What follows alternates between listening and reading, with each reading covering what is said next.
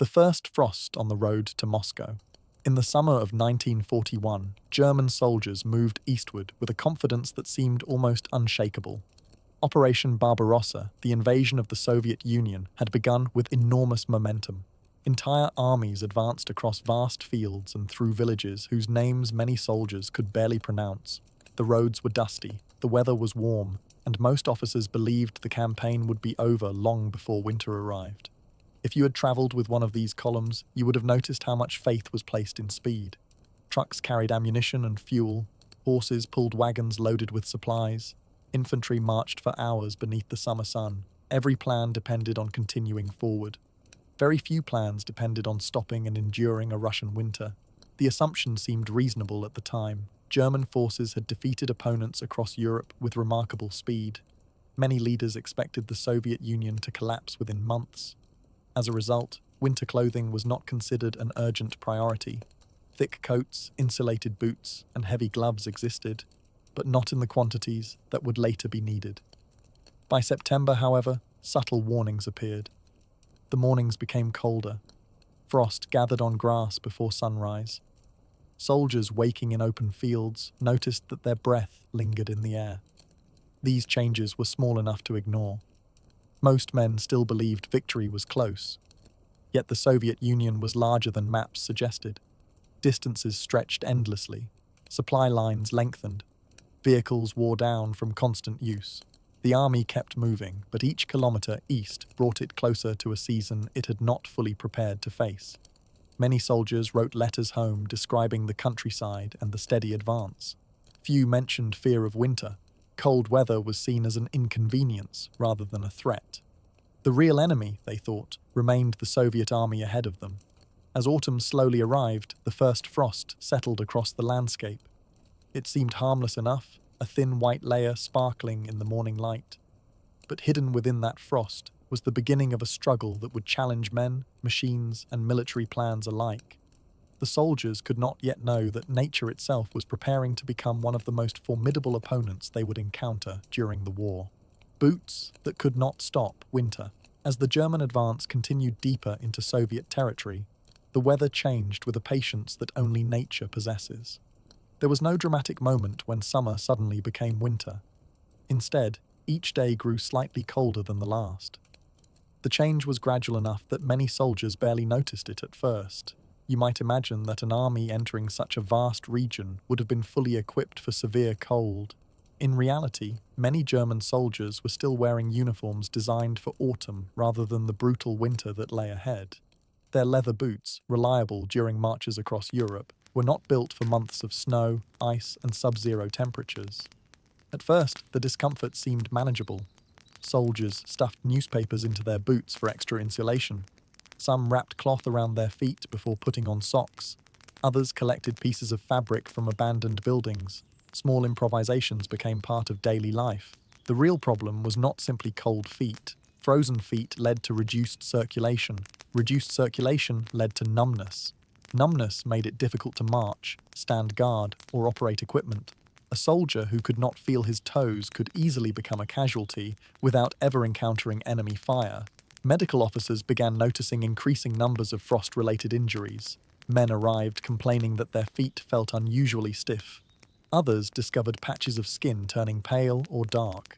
What began as discomfort could quickly become frostbite, a condition capable of causing permanent damage. The challenge extended beyond individual suffering. Entire military units depended on mobility. Every soldier unable to march weakened the effectiveness of the formation. A single pair of inadequate boots could become a surprisingly important factor in a campaign involving millions of people. Some soldiers were fortunate enough to obtain warmer footwear from local sources. Others modified their boots using straw, cloth, or animal fur. Such solutions provided temporary relief, but rarely solved the problem completely. Winter was advancing faster than supplies could reach the front. Letters sent home often mentioned cold weather more frequently than enemy action. Men described frozen mornings, aching feet, and endless attempts to stay warm. These details rarely appeared in official military reports, yet they shaped everyday life on the Eastern Front. By the time snow began covering the landscape more consistently, many soldiers had already learned a difficult lesson. Victory in war was not determined solely by strategy, weapons, or numbers. Sometimes it depended on something as ordinary as whether a pair of boots could keep a soldier's feet warm through another freezing night. Frozen fuel and silent engines. As autumn gave way to winter, the German army faced a challenge that no amount of courage could easily overcome. The cold did not limit itself to human bodies. It reached into fuel tanks, engines, weapons, and every mechanical system upon which modern warfare depended. If you had stood beside a German vehicle on a freezing morning in late 1941, you would have witnessed a routine that became increasingly familiar. Drivers would rise before dawn and attempt to start engines that had spent the night exposed to bitter temperatures. Often, nothing happened. The engine remained silent. German military planning had emphasized speed and mobility. Tanks, trucks, motorcycles, and support vehicles formed the backbone of the advance into Soviet territory. These machines had performed well during campaigns in Western Europe, where winters were generally milder and distances were far shorter. The Soviet winter introduced conditions for which many vehicles had not been adequately prepared. Fuel thickened in the cold. Lubricants lost their effectiveness. Batteries weakened rapidly. Metal components contracted and became more prone to failure. Even simple maintenance tasks became difficult when mechanics could barely feel their fingers. To keep engines functioning, soldiers developed countless improvisations. Some built small fires beneath vehicles to warm critical parts. Others removed batteries at night and stored them indoors whenever possible. Crews wrapped engines in blankets, scraps of cloth, or whatever materials they could find. These measures consumed valuable time and energy, yet often provided only temporary success. The cold affected tanks as well. Powerful armoured vehicles that symbolised German military strength could become immobile after a single freezing night. An inactive tank was not merely an inconvenience. It represented lost firepower, reduced mobility, and a growing strain on already stretched supply networks. Meanwhile, Soviet forces often appeared better adapted to the conditions. Their equipment had been designed with harsh winters in mind, and many soldiers possessed experience living and working in extreme cold. German troops increasingly realized that they were fighting not only an army, but also an environment that favored their opponent. The consequences spread throughout the front. Supplies arrived more slowly. Damaged vehicles accumulated. Repair crews worked tirelessly, often in temperatures far below freezing. Every mechanical failure created another delay, and every delay reduced the momentum that had once driven the invasion forward. For the ordinary soldier, the sight of a truck refusing to start on a frozen morning became a familiar reminder that winter was no longer a background inconvenience. It had become an active force in the campaign, capable of stopping machines as effectively as any battlefield obstacle. And as temperatures continued to fall, the struggle to keep those machines alive was only beginning. The long march through Russian mud. Before the deepest winter arrived, German soldiers encountered another obstacle that seemed almost ordinary at first glance. It was not a weapon, a fortress, or a defensive line. It was mud. The vast roads of the Soviet Union were very different from the paved highways many German troops had known in Western Europe. Outside major cities, countless routes were little more than dirt tracks stretching across fields and forests. During dry weather, they allowed armies to move quickly. But when autumn rains arrived, those same roads transformed into thick rivers of mud. The Russians had a word for this season, Rasputitsa. It referred to the period when rain and melting ground turned transportation into a slow and exhausting struggle. For German soldiers advancing toward Moscow in 1941, it became one of the most frustrating experiences of the entire campaign. Imagine marching for hours while your boots sank deep into wet earth with every step. Each foot had to be pulled free before the next could move forward. Wagons became trapped. Horses strained against harnesses. Trucks spun their wheels helplessly. What should have been a short journey could consume an entire day. The mud reached everywhere. Uniforms became coated in layers of dirt. Weapons required constant cleaning. Vehicles accumulated so much mud that their weight increased noticeably. Recovery teams spent countless hours pulling equipment from roads that had become nearly impassable. Supply problems quickly multiplied. Ammunition, food, fuel, and winter clothing all depended on transportation networks that were now struggling to function. Frontline soldiers often found themselves waiting for deliveries delayed by conditions hundreds of kilometers behind them. Many German officers viewed the mud as a temporary nuisance. Yet temporary nuisances can have enormous consequences when they affect millions of people. Every delayed truck meant fewer supplies. Every stalled vehicle meant less mobility. Every lost day gave Soviet forces additional time to prepare defenses. The psychological effect was equally significant. Soldiers who had grown accustomed to rapid victories now found themselves advancing at a painfully slow pace. Progress was measured not in dramatic breakthroughs, but in kilometers gained through sheer persistence. By the time colder temperatures finally began freezing the muddy roads, many German units felt a sense of relief. Frozen ground would make travel easier again. Trucks could move more freely. Tanks could advance with greater confidence. Yet that relief carried a hidden irony. The freezing temperatures that solved the problem of mud would soon create far greater challenges. The roads were about to harden beneath a winter unlike anything many of the soldiers had ever experienced, and the true test of endurance still lay ahead. Hunger behind the front lines. When people think about winter warfare on the Eastern Front, they often imagine snow-covered battlefields, frozen rivers, and soldiers struggling against the cold. Less visible, but just as important, was another enemy that quietly weakened entire armies: hunger. As German forces pushed deeper into the Soviet Union, their supply lines stretched across enormous distances. Food, fuel, ammunition, winter clothing, and medical supplies all had to travel hundreds and sometimes thousands of kilometers before reaching frontline units. Every delay created new problems, and winter made those delays increasingly common. If you had visited a German supply depot during the winter of 1941, you would have found officers constantly calculating shortages. Trains arrived late, trucks broke down, horses became exhausted, snow-covered roads slowed movement to a crawl. Even when food existed somewhere in the system, getting it to the soldiers who needed it was often another matter entirely. For ordinary soldiers, meals became less predictable. Rations were sometimes reduced or delayed. Hot food, once taken for granted, became a luxury. Many men spent long hours in freezing conditions, eating cold bread, canned meat, or whatever supplies happened to be available. The cold itself increased the problem. Human bodies burn more energy when exposed to low temperatures. Soldiers needed additional calories simply to maintain body heat. Yet the conditions that increased their need for food were the same conditions that made food harder to deliver. Letters from the front frequently mentioned meals. Soldiers wrote about hunger, shortages, and the simple pleasure of receiving warm soup. These details rarely appeared in military histories focused on battles and commanders, but they shaped daily life for millions of people. Some units attempted to supplement their rations locally. Farmers' livestock, stored vegetables, and abandoned supplies sometimes provided temporary relief. However, the war had already disrupted agricultural production across large areas. Local resources could not consistently support enormous armies. Hunger affected morale as much as physical strength. A tired soldier could continue marching.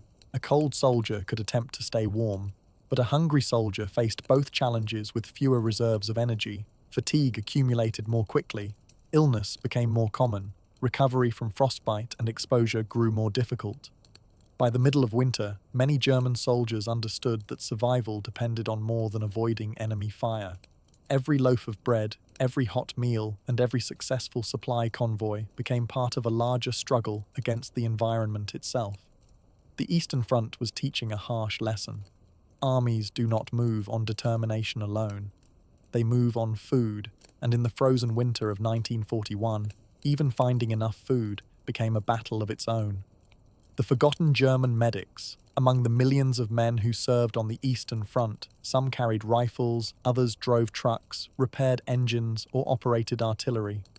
Yet a smaller group spent their days confronting the consequences of war more directly than most. These were the medics, doctors, nurses, and medical assistants who worked tirelessly behind and sometimes directly on the front lines. If you had entered a German field hospital during the winter of 1941, you might have been surprised by what you saw. Many of the patients were not wounded by bullets or artillery. Instead, they suffered from frostbite, exposure, respiratory illnesses, and exhaustion.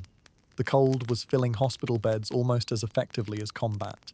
Medical personnel faced extraordinary challenges. Buildings suitable for hospitals were often scarce. Schools, churches, farmhouses, and abandoned structures were converted into treatment centers whenever possible. Heating these facilities became a constant struggle. Fuel was limited, and temperatures often fell far below freezing. Doctors found themselves treating conditions that many had rarely encountered on such a scale. Frostbite became especially common. Soldiers arrived with numb fingers, swollen feet, and skin damaged by prolonged exposure to cold. Early treatment could save tissue and prevent permanent injury, but delayed care often led to severe complications. The work was relentless.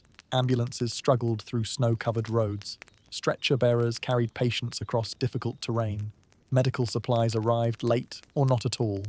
Even basic items such as bandages, blankets, and medicines could become difficult to obtain. For the medics themselves, the environment offered little mercy. They worked long hours in freezing conditions while caring for others. Some slept only briefly between waves of patients. Many experienced the same shortages of food, warm clothing, and shelter as the soldiers they treated. Despite these hardships, countless medical personnel continued their duties with remarkable persistence. Their efforts saved lives that might otherwise have been lost to cold, disease, or injury. Yet their stories often received less attention than those of commanders and combat units. Letters and diaries from the period reveal moments of quiet humanity amid immense hardship. A medic sharing his last blanket with a patient. A doctor performing surgery while temperatures inside the building remained dangerously low. Nurses working through the night to comfort men far from home. These actions rarely changed the course of a battle. They did not appear on maps or military reports. Yet for the individuals whose lives were preserved, they mattered enormously. As winter tightened its grip on the Eastern Front, the forgotten medical workers continued their struggle, not against an enemy army, but against cold, illness, and the limits of human endurance. Their battle was quieter, but no less important. Letters home from the Eastern Front. During the long winter of 1941 and 1942, one of the most important connections between German soldiers and the world they had left behind was a simple letter. In an age before instant communication, handwritten messages travelled across vast distances, carrying news, comfort, and reminders of normal life. If you had stood near a field post office on the Eastern Front, you would have seen soldiers waiting patiently for mail deliveries. The arrival of letters often transformed the mood of an entire unit. Men who had spent days facing cold winds and endless snow suddenly had a piece of home in their hands. The letters themselves rarely described grand military strategies. Instead, they focused on ordinary details. A wife might write about children attending school. Parents might describe the weather back home or mention a neighbor's recent visit. These small pieces of everyday life became precious to men living in extraordinary circumstances. Soldiers wrote back whenever they could. Many avoided describing the harshest realities of the front. Military censorship limited what could be discussed, but personal choice played a role as well. Few wanted to worry their families unnecessarily. Instead, they often emphasized routine activities and reassured loved ones that they were managing. Yet, between the lines, the winter frequently appeared. Soldiers mentioned cold mornings, frozen equipment, and snow-covered landscapes. Some wrote about sleeping fully dressed to conserve warmth. Others described building makeshift shelters or spending hours trying to thaw frozen boots. The physical journey of a letter was often difficult. Mail traveled through transportation networks already strained by war and winter conditions. Trains were delayed. Roads became impassable. Deliveries that might normally require days could take weeks. Despite these obstacles, letters remained a vital source of morale. Reading familiar handwriting provided emotional relief that no military supply could offer. For a few moments, a soldier could think not about the cold or the dangers of the front, but about family meals, childhood memories, and ordinary routines. Many letters also reveal how soldiers adapted psychologically to winter. Some described the beauty of snow-covered forests. Others found humor in the daily struggle against freezing temperatures. These observations helped transform overwhelming conditions into manageable experiences. Today, surviving collections of wartime correspondence offer historians a unique window into daily life on the Eastern Front.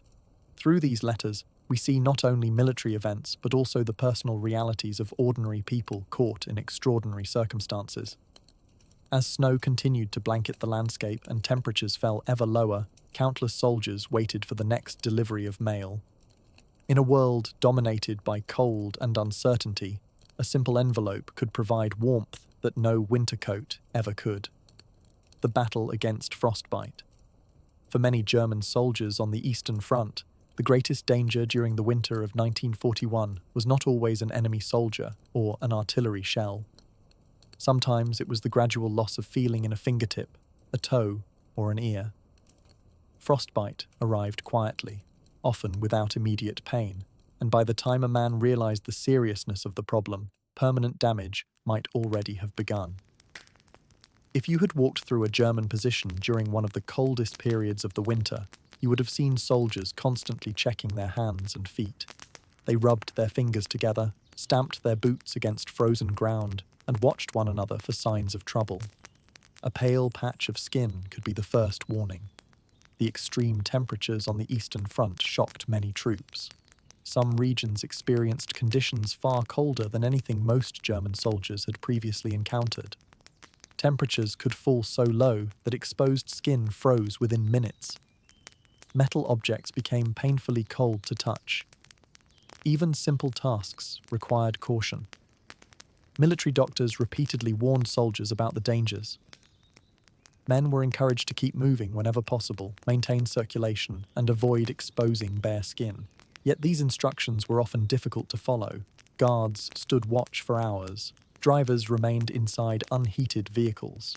Infantry occupied positions where movement was limited. Frostbite affected military effectiveness in countless ways. A soldier with damaged fingers struggled to operate weapons. A soldier with injured feet found marching nearly impossible.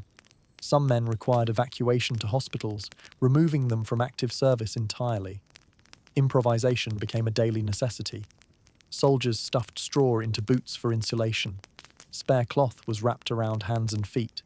Blankets, scarves, and captured winter clothing were used whenever available. These measures helped, but they could not fully compensate for equipment shortages and severe weather.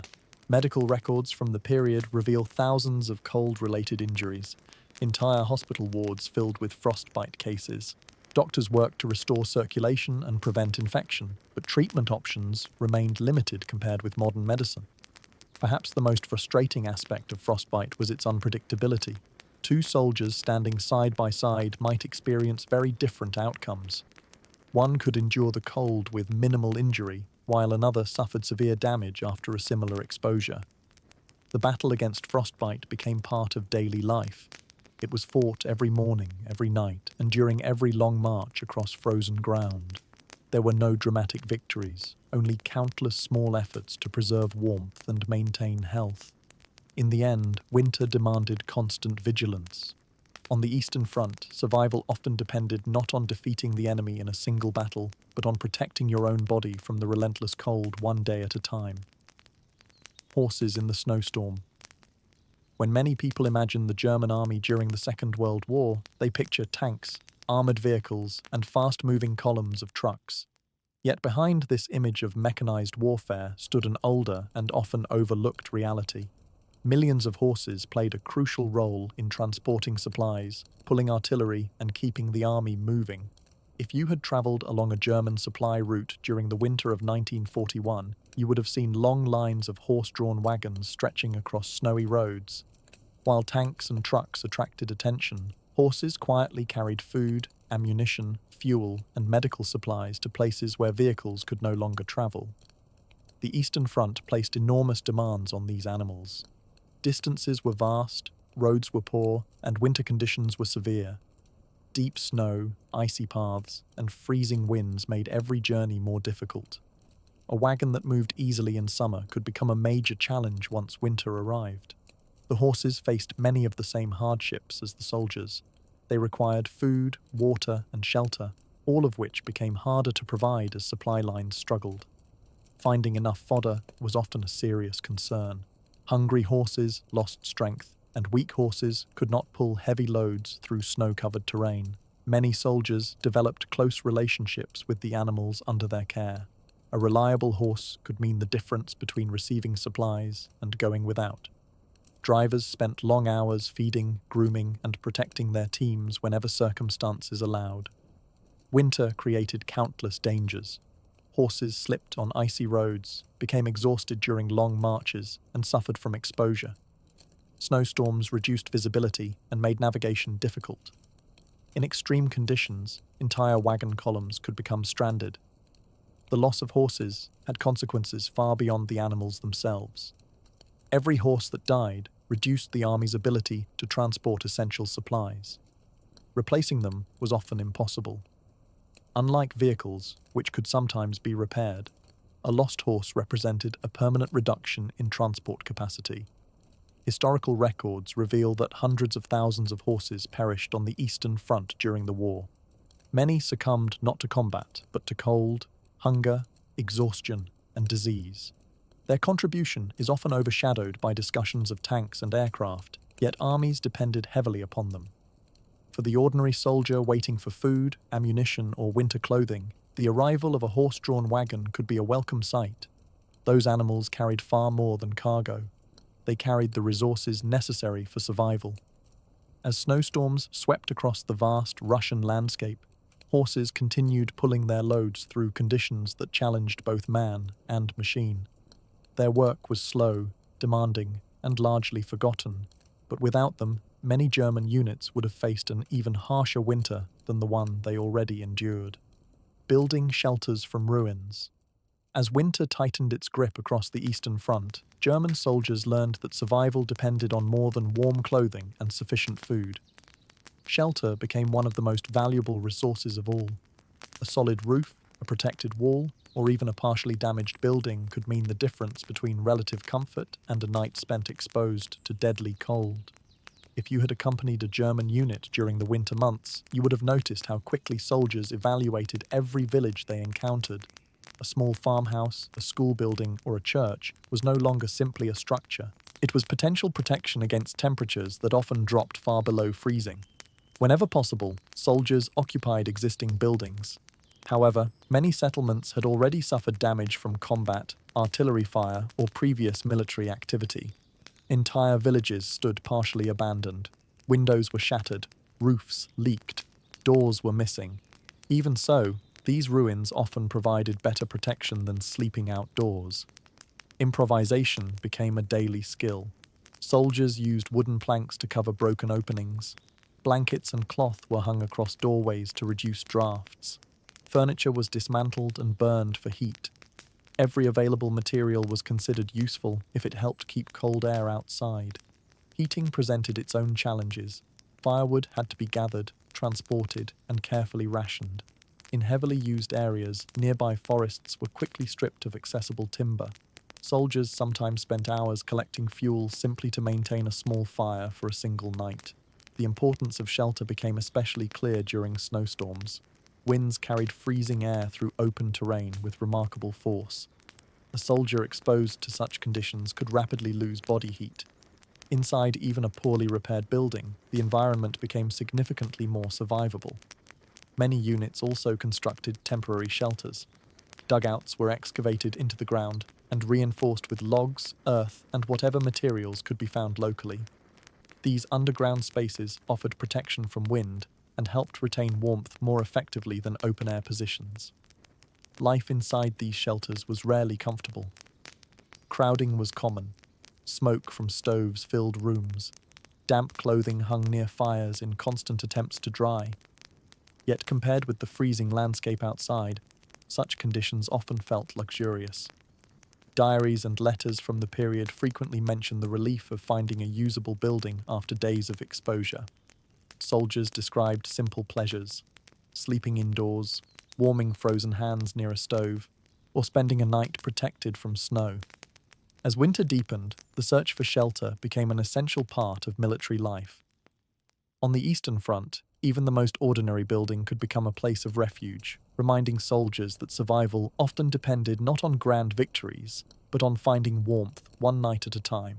The winter clothing crisis. By the time the harshest winter weather arrived in late 1941, many German soldiers had already begun to understand a difficult truth. The campaign that was expected to end before winter was still underway, and the army was not fully prepared for what the cold would demand.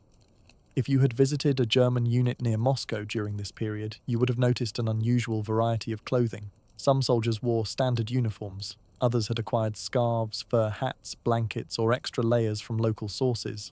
Few looked exactly alike anymore. Survival had become more important than uniform appearance. The problem was rooted in planning. Before the invasion, many German leaders believed the Soviet Union would be defeated within a matter of months. As a result, large-scale distribution of winter equipment was not treated as an immediate necessity. When it became clear that the war would continue into the coldest months of the year, the military faced an enormous logistical challenge. Winter coats, insulated boots, gloves, and thermal clothing existed in warehouses and factories, but delivering them to soldiers across thousands of kilometers proved difficult. Rail networks were overloaded, roads were unreliable. Snow and ice slowed transportation even further. For the men at the front, shortages became increasingly noticeable. Soldiers layered whatever clothing they could find. Some wore multiple shirts beneath their uniforms. Others wrapped blankets around their bodies when standing guard. Captured Soviet winter clothing became especially valuable because it was often designed specifically for the local climate. Photographs from the Eastern Front reveal remarkable ingenuity. Soldiers modified coats, stitched together damaged garments, and added extra insulation wherever possible. Tailors within military units worked continuously to repair worn clothing and adapt equipment to winter conditions. The lack of proper winter gear affected more than comfort. Cold hands made it difficult to handle weapons. Frozen feet reduced mobility. Exposure increased the risk of illness and frostbite. A soldier struggling to stay warm could not perform as effectively as one protected from the elements. German commanders recognized the seriousness of the situation and pushed for additional supplies, but logistics could not always keep pace with need. Winter was advancing faster than deliveries could arrive.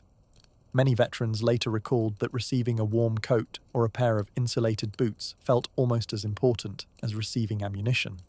Such items directly influenced their ability to endure another day in the freezing landscape. The winter clothing crisis became a powerful lesson in military planning. Armies often prepare for battles, weapons, and tactics. Yet, on the Eastern Front, something as simple as a warm pair of gloves could have a significant impact on a soldier's chances of remaining healthy and effective throughout the long and unforgiving winter. Trains that never arrived behind every soldier on the Eastern Front stood a vast network of railways, supply depots, warehouses, and transportation crews. While battles attracted attention, it was often the railway system that determined whether armies could continue fighting. During the winter of 1941, that system faced challenges almost as severe as those confronting the soldiers themselves. If you had visited a railway station deep behind the German front lines, you would have seen endless activity. Freight cars loaded with food, fuel, ammunition, medical supplies, and winter clothing waited for transport eastward. Every train carried materials urgently needed at the front. The problem was distance. Germany's armies had advanced hundreds of kilometers into Soviet territory. Supplies had to travel across an immense landscape before reaching the soldiers who depended upon them. Even under ideal conditions, the journey was complicated. Winter made it far more difficult. Snow accumulated on tracks. Ice affected railway operations. Equipment required constant maintenance. Workers struggled in freezing temperatures to keep trains moving. A delay at one location could create problems throughout the entire network. Another challenge involved railway gauges. Soviet railways used a different track width than most of the European system. As German forces advanced, engineers often had to modify captured rail lines before trains could use them efficiently. This process consumed time, labor, and resources at precisely the moment when speed was most important. For soldiers at the front, the consequences were felt immediately. Winter coats that existed in warehouses sometimes remained far away. Food shipments arrived late. Fuel supplies became unpredictable. Every delayed train increased pressure on already strained logistics networks. Many officers spent hours studying transportation reports. They understood that military operations depended not only on battlefield success, but also on the steady flow of supplies. A division with insufficient fuel could not move effectively.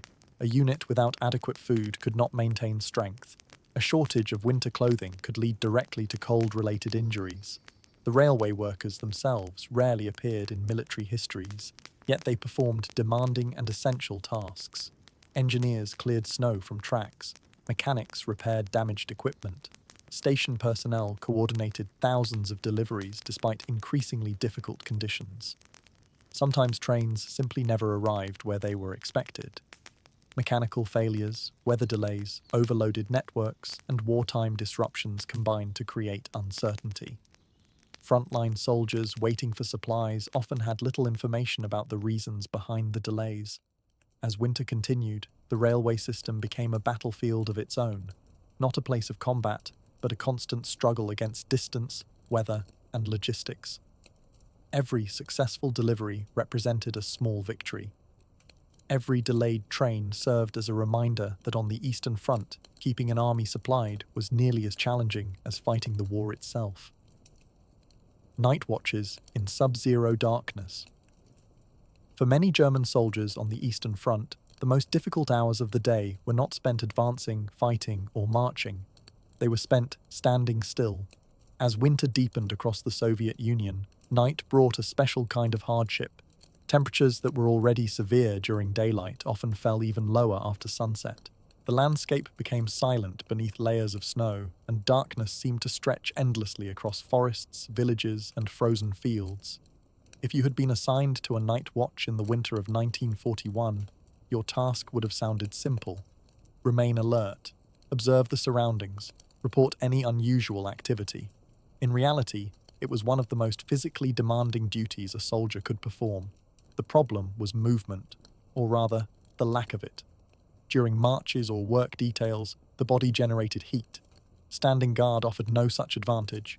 Soldiers often remained in one position for extended periods, exposed to freezing winds and bitter temperatures. The longer they stood still, the harder it became to stay warm. Many guards developed routines to combat the cold. They shifted their weight from foot to foot. They flexed their fingers inside gloves. Some quietly paced within their assigned area whenever regulations allowed. These small movements helped maintain circulation and delayed the onset of numbness. The darkness created additional challenges. Snow reflected moonlight, producing strange shadows across the landscape. Trees appeared to move. Distant sounds seemed closer than they were. Soldiers strained their eyes and ears, trying to distinguish between genuine threats and the tricks of fatigue. Sleep deprivation became a common problem. Many men were already exhausted from long days of labor and limited rest. Remaining alert throughout a freezing night demanded considerable discipline. Officers understood the danger. A tired sentry might miss important warning signs or fail to react quickly during an emergency. Winter clothing helped, but even well-equipped soldiers felt the cold after hours outdoors. Those with inadequate gear faced even greater discomfort. Frost formed on collars, scarves, and helmets. Breath froze against fabric. Rifles became coated with ice. Yet despite these hardships, night watches remained essential. Armies could not simply stop functioning after sunset. Supply depots required protection. Defensive positions needed observation. Communication routes had to remain secure. Letters and memoirs from the Eastern Front frequently mentioned these long nights. Veterans often remembered them not because of dramatic events, but because of their monotony. Hours passed slowly. The cold seemed endless. The darkness encouraged reflection on home, family, and the uncertain future. In the quiet stillness of a Russian winter night, many soldiers discovered that endurance was not always about action. Sometimes it meant remaining awake, alert, and standing in place while the temperature continued to fall around them. The siege and the cold. As winter settled over the Eastern Front, many German soldiers found themselves engaged in a form of warfare that demanded patience as much as strength. Instead of rapid advances across open terrain, they became part of prolonged sieges and defensive positions where movement was limited and survival depended on enduring the elements. One of the realities of war in the Soviet Union was that towns, villages, and strategic locations often became focal points for months at a time. Armies dug in, defensive lines formed, supply routes were contested. What had begun as a fast-moving campaign gradually slowed into a struggle of endurance. If you had visited one of these positions during the winter, you would have seen soldiers living in conditions far removed from the expectations of the summer invasion. Trenches cut through frozen earth. Dugouts were reinforced against wind and snow. Small stoves worked constantly whenever fuel could be found. The cold influenced every aspect of daily life. Water froze in containers. Food hardened during storage. Weapons required constant maintenance to remain functional. Even simple tasks, such as washing or shaving, became difficult and sometimes impossible. For soldiers trapped in long sieges, boredom became nearly as challenging as danger. Days often followed the same pattern. Stand watch, repair positions, gather fuel, eat what food was available, attempt to stay warm, sleep when possible, repeat the process again the next day. Yet beneath this routine lay constant tension. Enemy forces remained nearby. Artillery fire could arrive without warning. Patrols ventured into the snow-covered landscape. Every quiet day carried the possibility of sudden violence. Winter amplified the hardships on both sides. Defenders and attackers alike faced freezing temperatures, shortages, and exhaustion. The environment showed little preference for one uniform over another. Survival required persistence regardless of nationality. Many soldiers later recalled that the cold seemed to slow time itself. Weeks blended together. Snow accumulated around positions. Familiar landmarks disappeared beneath white drifts. The outside world felt increasingly distant. The psychological impact was profound.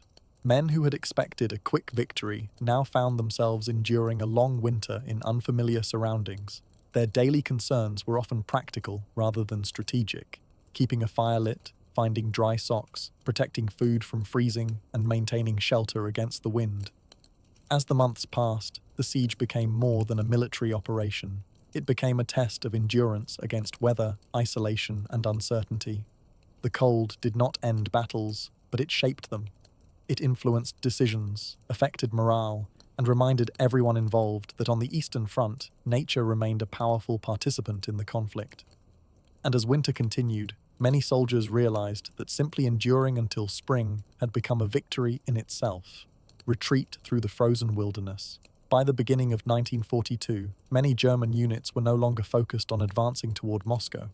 Instead, their attention shifted to a more immediate goal: survival. The rapid offensive that had carried them deep into Soviet territory months earlier had lost momentum. Soviet counterattacks, combined with the brutal winter, forced numerous formations to withdraw from exposed positions. If you had joined one of these retreating columns, you would have witnessed a very different army from the confident force that crossed the border in June 1941. The soldiers were tired. Their uniforms showed months of wear. Equipment had been repaired repeatedly. Horses, vehicles, and men all carried the visible marks of a difficult campaign. Retreat during winter presented challenges unlike those of any ordinary march. Snow-covered roads concealed obstacles. Temperatures remained dangerously low. Vehicles that broke down were often abandoned because repairs could not be completed quickly enough. Supplies became harder to transport, and every kilometer demanded additional effort. The cold accompanied every step. Soldiers slept in makeshift shelters whenever possible. Fires were carefully guarded because fuel remained scarce. Many men marched with layers of improvised clothing gathered throughout the campaign. Captured Soviet coats, blankets, and scarves were common sights. The retreat was not always a chaotic flight. In many areas, German units conducted organized withdrawals designed to shorten defensive lines and preserve combat strength. Officers worked to maintain discipline despite the difficult circumstances. Rearguard units protected the movement of larger formations, often operating under severe pressure. For ordinary soldiers, however, strategic considerations often mattered less than immediate concerns. Could they find food? Would the next shelter provide protection from the wind? Could frozen feet carry them through another day of marching? Letters and memoirs frequently describe endless white landscapes stretching in every direction. Villages appeared as isolated islands within a sea of snow. Distances seemed greater in winter. Time itself felt slower. The retreat revealed how completely the environment had altered the campaign. Military plans that once emphasized speed and expansion now focused on endurance and preservation. Every successful withdrawal represented a small victory against both the enemy and the weather. By the time spring eventually arrived, countless soldiers had learned a lesson they would never forget. On the Eastern Front, survival often depended not on how far you could advance, but on whether you could endure the long journey back through the frozen wilderness. Survivors of the Winter Campaign. When the first signs of spring finally appeared across the Eastern Front in 1942, they were almost difficult to believe. After months of snow, ice, and freezing winds, small patches of exposed ground began emerging from beneath the winter landscape. For the soldiers who had endured the coldest months, the change felt less like a season and more like a form of relief. If you had met one of the survivors of that winter, you would have encountered someone very different from the man who had marched eastward during the summer of 1941. Months of hardship had altered expectations, routines, and perspectives. The confidence of rapid victory had largely disappeared, replaced by a more cautious understanding of the realities of the war. Many survivors carried visible reminders of what they had endured. Frostbite injuries affected hands, feet, ears, and faces. Some soldiers returned to duty after treatment, while others never fully recovered. Illness, exhaustion, and malnutrition had also left lasting marks on countless individuals. Yet survival itself became a source of pride. Men who had endured freezing nights, food shortages, mechanical failures, and relentless uncertainty often developed a quiet sense of accomplishment. They had faced conditions that few had imagined possible before arriving on the Eastern Front. The arrival of warmer weather did not erase the difficulties. Roads that had been frozen solid transformed into mud during the spring thaw.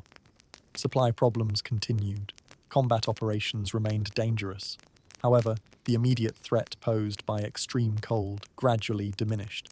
Many soldiers reflected on the lessons of winter. They learned the importance of preparation, proper clothing, reliable shelter, and strong logistics. Small details that once seemed unimportant had proven essential to survival. Dry socks, warm gloves, and a functioning stove could matter as much as larger military considerations. Letters sent home during the spring often sounded different from those written earlier in the campaign. References to winter hardships became common. Soldiers described the cold with a mixture of disbelief and respect. The experience had become part of their personal history. Historians often focus on battles, commanders, and strategic decisions, but the story of the survivors reminds us that war is also experienced on a human level. Every soldier who endured that winter faced countless small challenges that rarely appear on military maps. As the snow melted and the campaign continued, survivors carried their memories forward. They understood something that newcomers could not yet fully appreciate. The Eastern Front was not merely a battlefield. It was an environment capable of testing human endurance in ways few people had ever imagined. And the lessons learned during that terrible winter would influence the remainder of the war for everyone who lived through it. What German commanders failed to understand. Looking back on the winter of 1941 to 1942, historians have debated many questions about military strategy, leadership, and planning. Among the most important is a simple one. Why were German forces so unprepared for the conditions they encountered? If you had listened to discussions among German commanders before the invasion of the Soviet Union, you would have heard repeated confidence in a quick victory.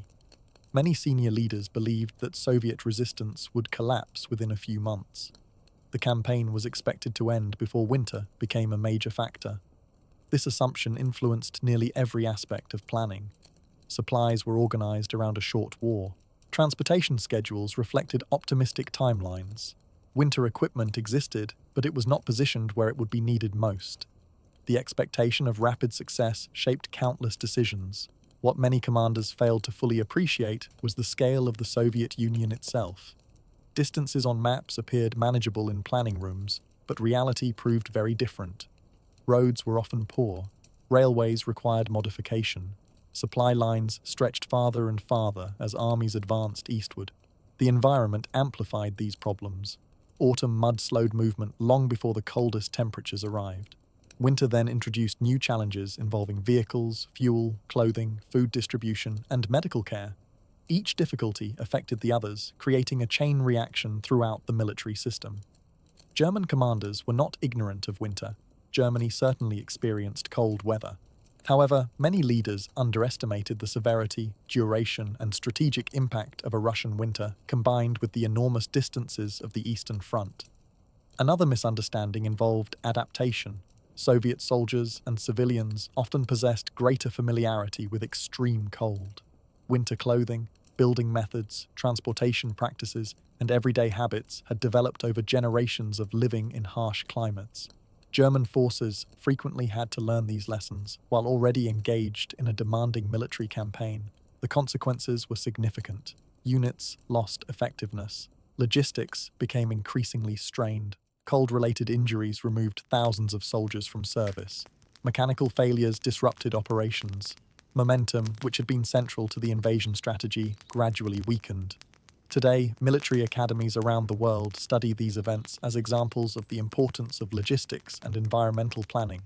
Weapons, tactics, and leadership remain essential, but armies must also understand the conditions in which they operations. Momentum, which had been central to the invasion strategy, gradually weakened. Today, military academies around the world study these events as examples of the importance of logistics and environmental planning. Weapons, tactics, and leadership remain essential, but armies must also understand the conditions in which they operate. The winter of 1941 demonstrated that nature can influence military outcomes as powerfully as any opposing force. German commanders planned for battles against Soviet armies. What many failed to fully understand was that they would also be fighting geography, climate, distance, and time itself. By the end of that winter, the cost of that misunderstanding had become impossible to ignore. The winter that changed the war. When people remember the Second World War, they often think of famous battles, powerful leaders, and dramatic turning points. Yet some of the most important moments in history arrive quietly. They unfold day by day, through small hardships repeated across vast distances. The winter of 1941 to 1942 on the Eastern Front was one of those moments. If you had stood on a snow-covered road outside Moscow during that winter, nothing about the scene would have seemed historic. You might have seen exhausted soldiers warming their hands over a small fire, a mechanic struggling to start a frozen engine, a horse-drawn wagon moving slowly through deep snow. These were ordinary sights at the time. Yet together, millions of similar experiences were reshaping the course of the war. When Germany launched Operation Barbarossa in June 1941, many believed the Soviet Union would be defeated before the year ended. Instead, the campaign became a prolonged struggle that neither side could quickly resolve. As winter arrived, the weaknesses in German planning became increasingly visible. The cold did not defeat the German army by itself. Soviet resistance, military leadership, industrial production, and countless other factors played essential roles. However, winter magnified existing problems. It slowed transportation, damaged equipment, strained supply lines, increased medical casualties, and reduced operational effectiveness across large sections of the front. For ordinary soldiers, the winter became a daily test of endurance. They fought frostbite, hunger, exhaustion, and isolation alongside the traditional dangers of war. Success was often measured not by territory gained, but by surviving another night in sub-zero temperatures. The experience also transformed military thinking. Future campaigns paid greater attention to logistics, weather preparation, winter equipment, and environmental conditions. The lessons learned during that winter echoed far beyond the Eastern Front. For historians, the story serves as a reminder that wars are not decided solely by battles and commanders. They are also shaped by roads, railways, boots, blankets, fuel supplies, weather forecasts, and the countless practical details that determine whether armies can function.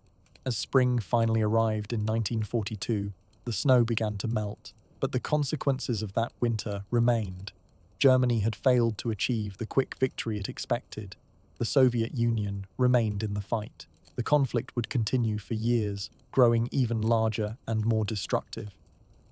And so, the winter of 1941 to 1942 became more than a season.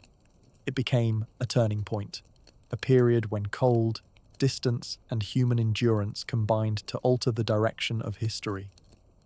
In the end, it was not just a story about winter. It was a story about the limits of planning, the importance of preparation, and the remarkable resilience of people facing conditions they never expected to endure.